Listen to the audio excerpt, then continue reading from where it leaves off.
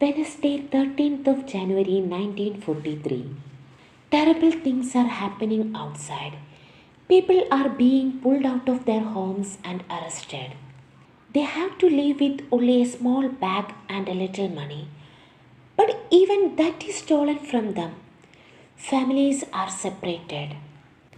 When children come home from school, their parents have disappeared. The sons of Christian families in Holland are also sent to Germany. Everyone is frightened. Every night there are air raids. Hundreds of aeroplanes fly over Holland to drop bombs on German cities. Every hour, hundreds or maybe thousands of people are killed in Russia and Africa. The whole world is at war. Although the Allies are doing better now, the end of war is nowhere in sight. We are luckier than millions of people. It is quiet and safe here. We have money to buy food. We are selfish. We talk about after the war. And we look forward to new clothes and shoes.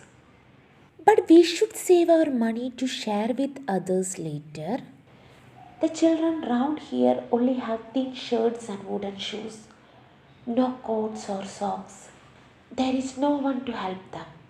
They are always hungry and ask people on the street for bread. I could tell you more about the suffering that the war has brought. But it would make me too sad. All we can do is to wait patiently until it is over. Saturday, 27th of February 1943. Pim thinks there will be an invasion by the Allies at any time now. Churchill was seriously ill, but now he is getting better. We are sharing our butter a different way now. Everyone gets their own piece on their own plate.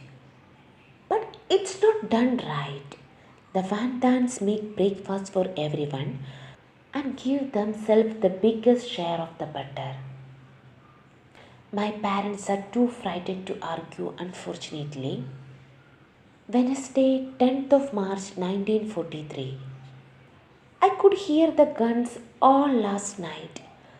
I am always frightened of shooting and I usually climb into the father's bed to feel safe.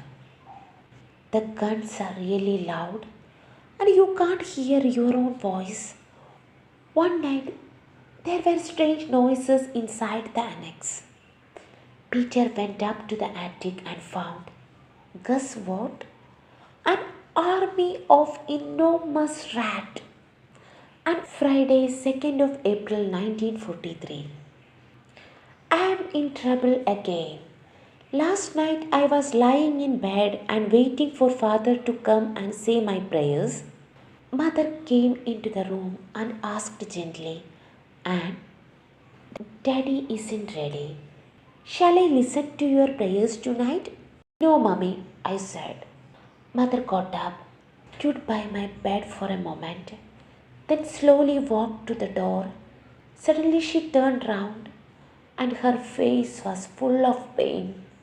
She said, I don't want to be angry with you. I can't make you love me. Few tears fell down her cheeks as she went out of the door. I lay still.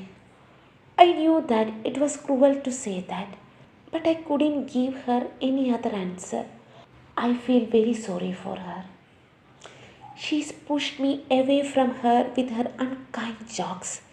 She cried for half the night and she didn't sleep.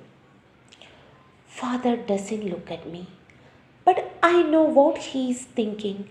How can you be so unkind? How dare you make your mother so sad? But I can't apologize. Tuesday, 27th of April 1943. Everyone in the annex is still quarreling. There are air raids and bombs every night, and nobody can sleep well. Our food is terrible. We have plain bread and coffee, not real coffee for breakfast. We have lettuce or green vegetables, and bad potatoes. That's all. Saturday, 1st of May 1943. Yesterday was Dussel's birthday. He pretended that he was not interested. But when Meep arrived with a large bag of presents from his friends, he was as excited as a child. He had chocolates, egg, butter, oranges, and books. He arranged them on the table and left them there for 3 days. The silly old fool. He already has plenty of food. We found bread, cheese, jam, and eggs in his cupboard. He hasn't given us anything, but we have shared everything with him. Sunday, 13th June 1943. Father wrote something for my birthday. It's very funny. It's about me and my hard life in the annex. Under the authority of parents who are always telling me what to do. I had some lovely presents too, especially a big book of Greek and Roman stories and sweets from everyone. People gave me some from last of their stores. Tuesday, 15th of June 1943. Next month we had to give back our radio to the authorities. It is an official rule. And all over the country, people are trying to find an old radio to give in so that they can keep their real radio in secret. It is a shame that we have to give in our old beautiful radio, but Mr. Clement will give us a baby radio which he has hidden at home. We will put it upstairs. It's not allowed, of course, but we are not allowed to be here either. Our radio with its wonderful voice really helps us. We tell ourselves, let's try to be brave and cheerful. Things must get better. Friday, 16th of July 1943. There was a break in last night, a real one. This morning, Peter went down to the warehouse and saw that the doors were open onto the street. We stayed quiet and did not use any water and do anything to make a noise.